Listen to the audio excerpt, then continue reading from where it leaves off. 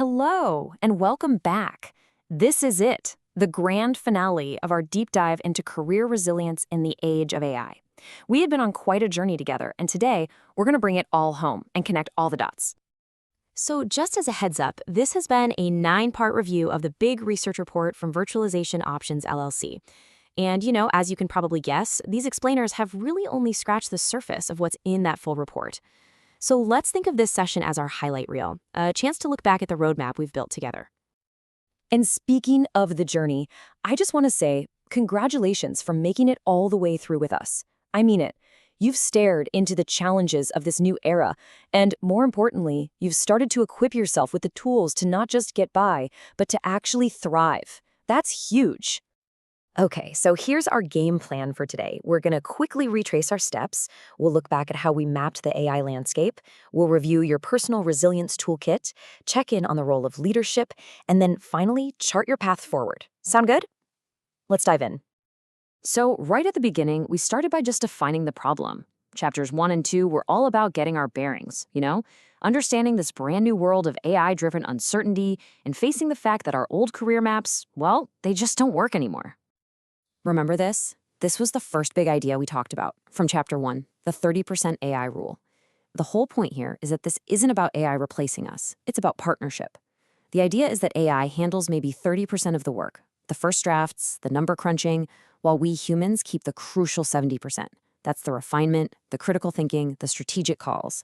It's such a powerful way to reframe AI as a collaborator, not a competitor. Then in Chapter 2, we saw that this uncertainty, well, it doesn't hit everyone the same way. It's different at every level.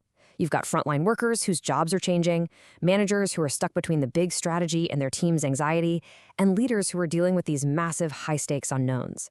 And the one thing that connects everyone, that emotional toll, that nagging anxiety about our skills, our identity, and our future. Okay, so after we mapped out the problem, we switched gears and started looking for solutions. This was all about building your personal resilience toolkit. Chapters 3 and 4 were packed with real, practical strategies you can start using, like, right now. And this slide just nails the core mindset shift from Chapter 3, doesn't it? We have to throw out that rigid, old-school 5-year plan. It's useless now. Instead, we move to these flexible 6 to 12-month cycles. We stop chasing specific job titles and start letting our core values guide us. It's about leaning into the uncertainty, not running from it. And the other game changer from Chapter 3 was this idea of rethinking our networks. We're not just talking about traditional networking here. We're talking about building professional mesh groups. These are diverse networks built for one thing: learning and adapting fast. Connecting outside your bubble isn't just a nice-to-have anymore, it's absolutely essential. Chapter 4 then gave us the blueprint for the skills we need to be building. Your career insurance in this new world isn't just one thing. It's this whole portfolio of deeply human skills. We're talking creativity, emotional intelligence, complex problem solving. These are the things AI can help with, but it can't actually replicate. This is where we need to be putting our energy. From there, we zoomed out a bit.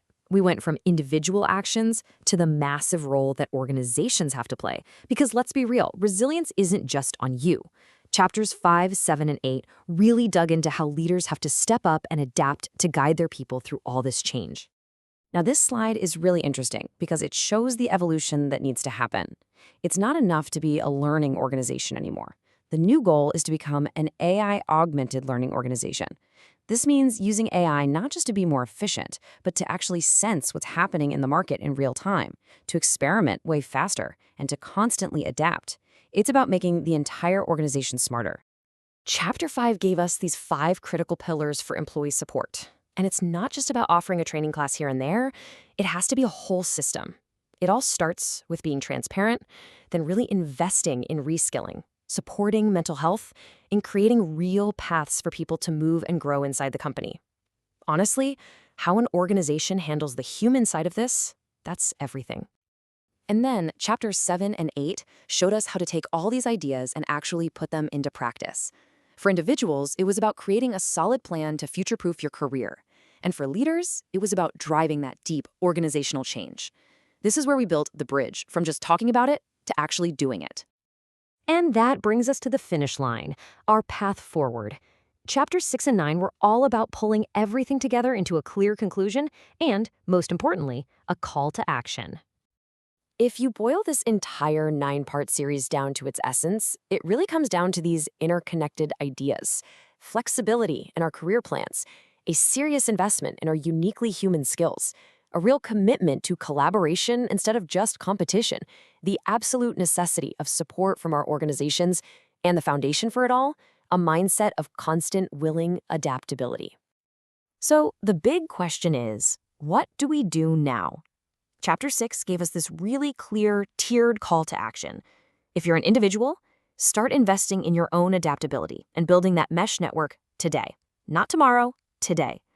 If you're a manager, your job is to lead with transparency and show your team what continuous learning looks like. And for the senior leaders, you have to create the environment where all this can happen: an agile, supportive, learning-first culture. Look, we've spent 9 sessions together building this map and filling your toolkit. The theory part is over. Now, it's all about action. So I'm going to leave you with this final, powerful question from the report. You have the tools and you have the map. What is the one thing you will do differently tomorrow? Thanks for coming along on this incredible journey.